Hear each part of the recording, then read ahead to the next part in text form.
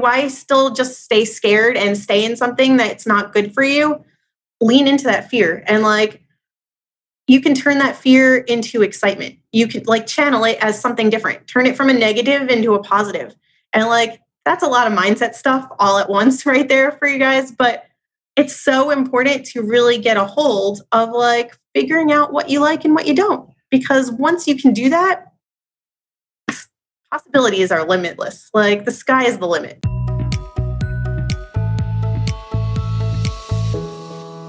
Welcome to yourbrilliance.com. I'm your host, Amy Waterman. Do you feel as if you give and you give and you give and you show up and you do your best every single day and you go above and beyond your job description and still your work takes you for granted? Now, you would think that any company would want to recognize and reward its high achievers so that it doesn't lose them. But not all workplaces are like that. And if your company doesn't value you now, chances are they're not going to, no matter how much you do for them. Our guest for today, Chelle Shapiro, knows exactly how that feels.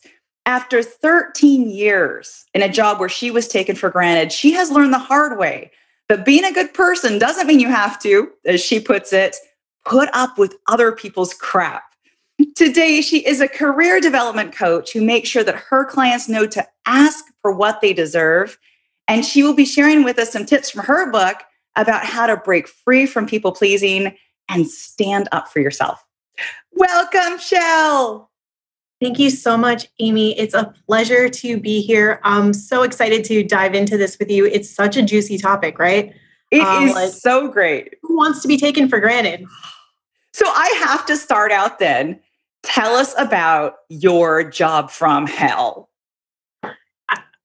My God, where do you even start with that, right?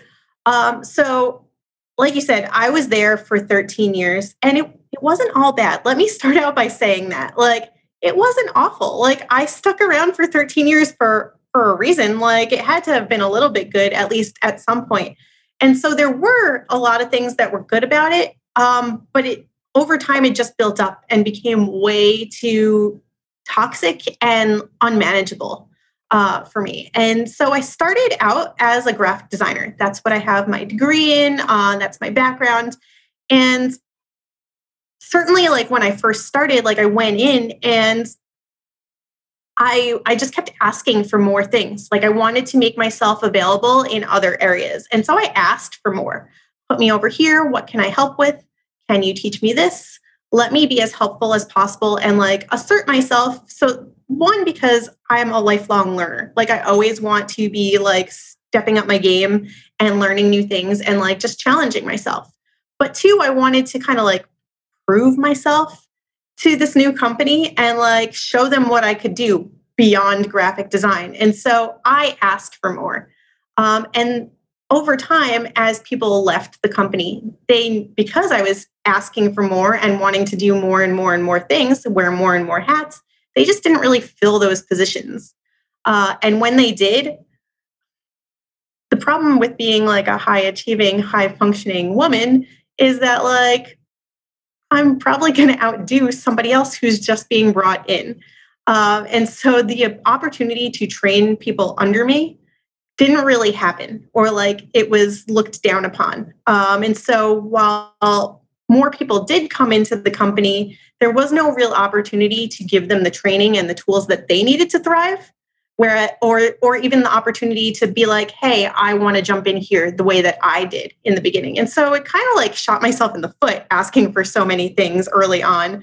But like, I also proved that I could be really valuable. And so cut to 13 years later, I'm wearing all the hats, doing all the things, getting things done, because that's at the core of my personality too.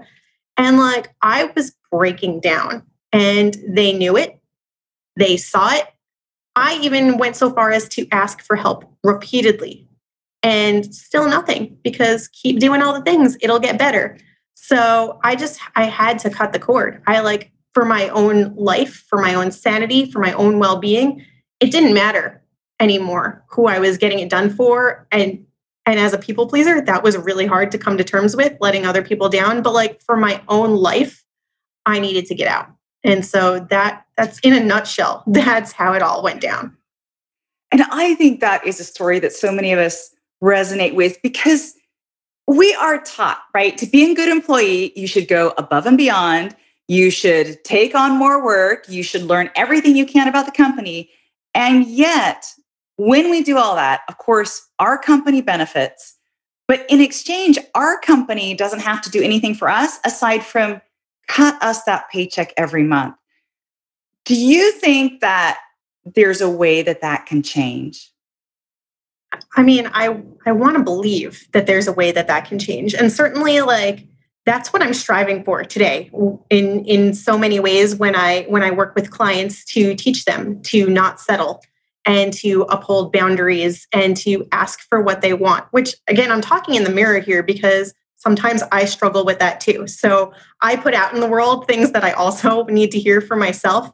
But there's definitely a way to bridge this gap because why would you go into a job and think that they're not going to do anything for you? Why would you knowingly go into a job and think that there was no room for growth or opportunity there for you? I mean, I stuck around in my case for 13 years because I thought loyalty meant something. At some point, they'll recognize my value. At some point, they'll reward me. At some point, I will be able to grow with the company instead of just growing with the company. And so it's a huge misstep, but I definitely think there are ways to go about recognizing what your employees need. And I think that's really the only way that companies can grow is by growing together. You're helping each other. It's not a one size fits all. It's the company or nothing thing. You have to treat your employees first and foremost before even the company exists. What's interesting to me is the gender aspect of this, because when I hear your story, I think it's not a coincidence that you went through this as a woman. Because as I have gone through life, I have seen so many women who basically run their company, but they're not in charge. They don't have the office. They don't have the salary. They are the women who are on the ground, like the admins, who basically, if they left, the entire company would fall apart. And yet they're not getting recognized for it. And what's crazy is oftentimes they don't mind because for them, the satisfaction is knowing that they are the one that the entire company depends on.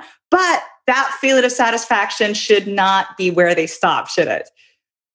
I mean, there's a few different things that are coming up for me. And the first is to go so far as to say that I was recognized for how well I was doing and the fact that I was in charge in the sense that like, it was repeatedly stated in front of other employees, come to me for help, come to Michelle, come to Chelle for assistance. She knows how to do it, ask her.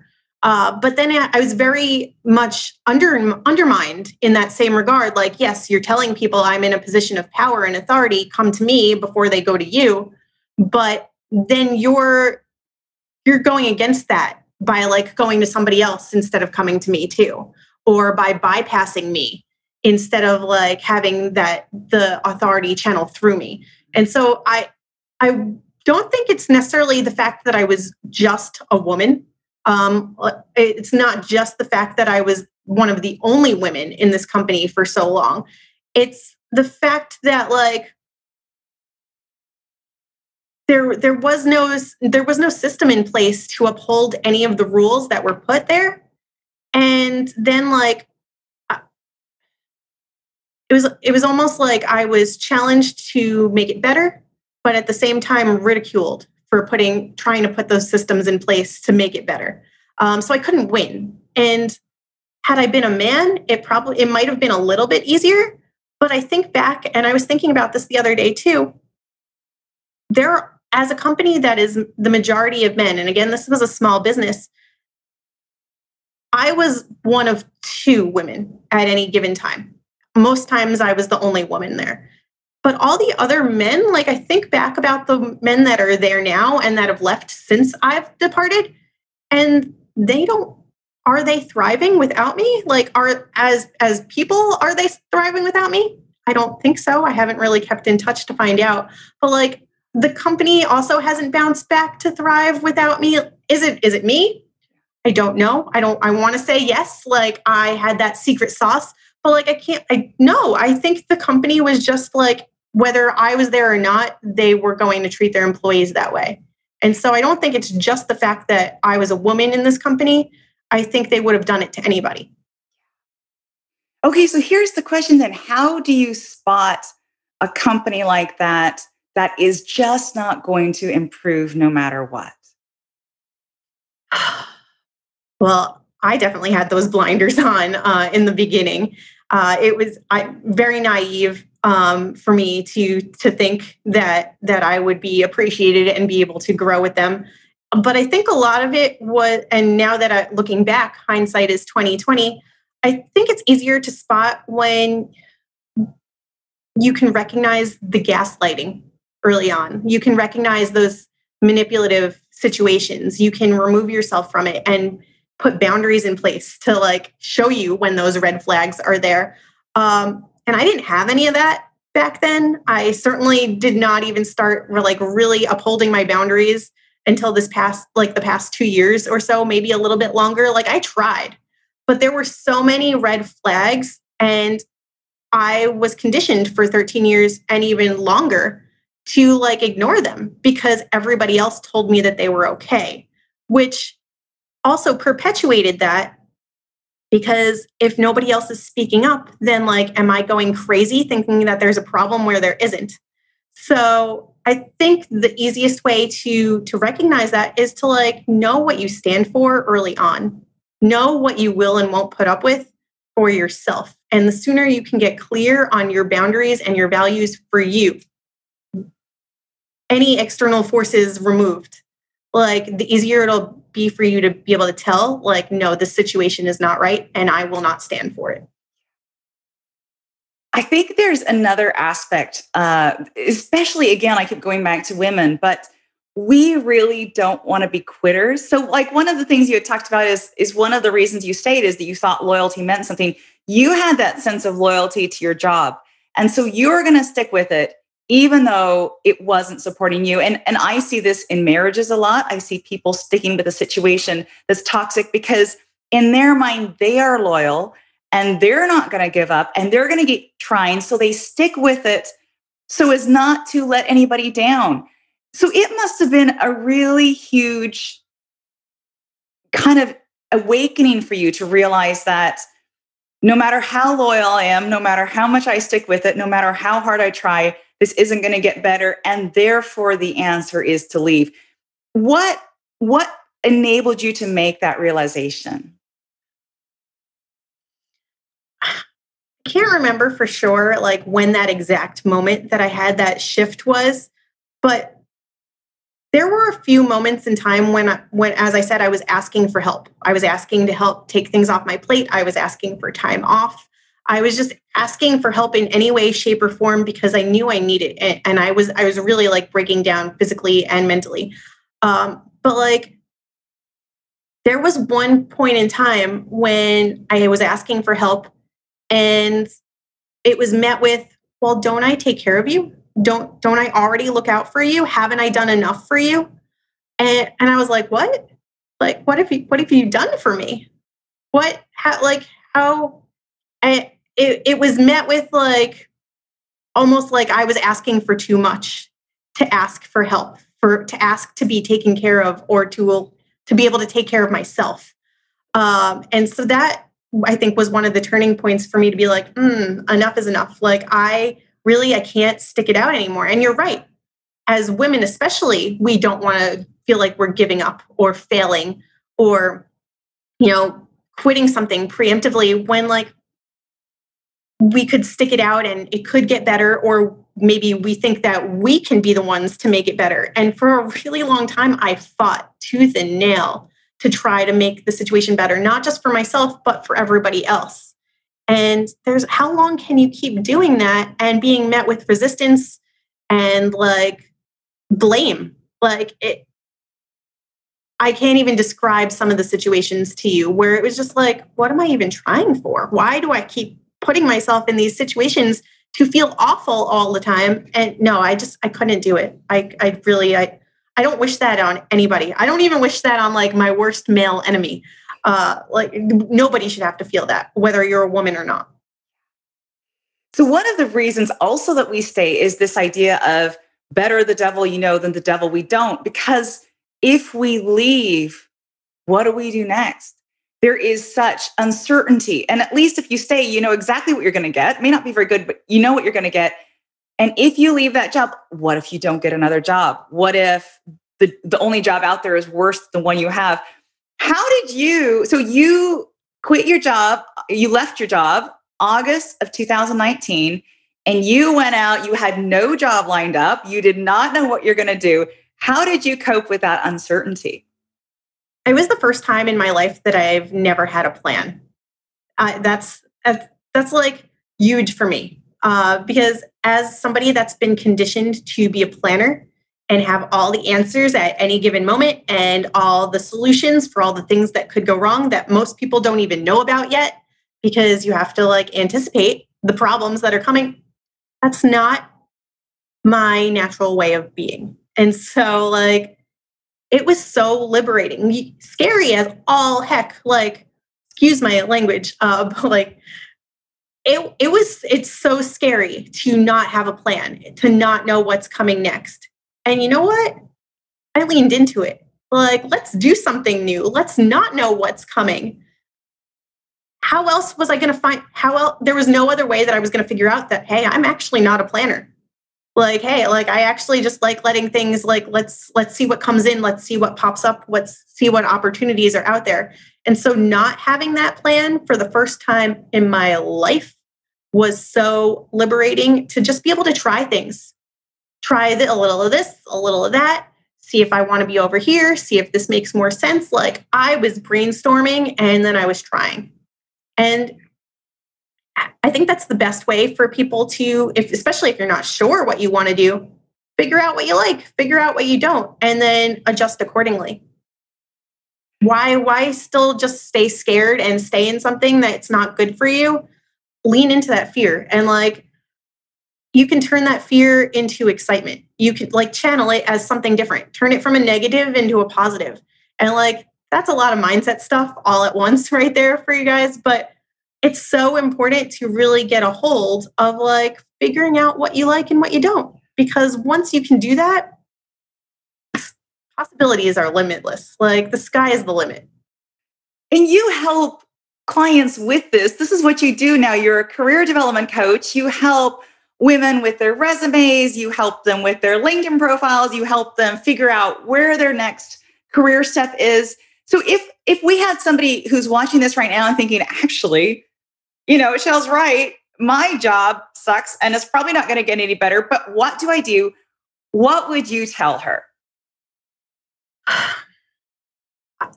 First and foremost, I want you to slow yourself down.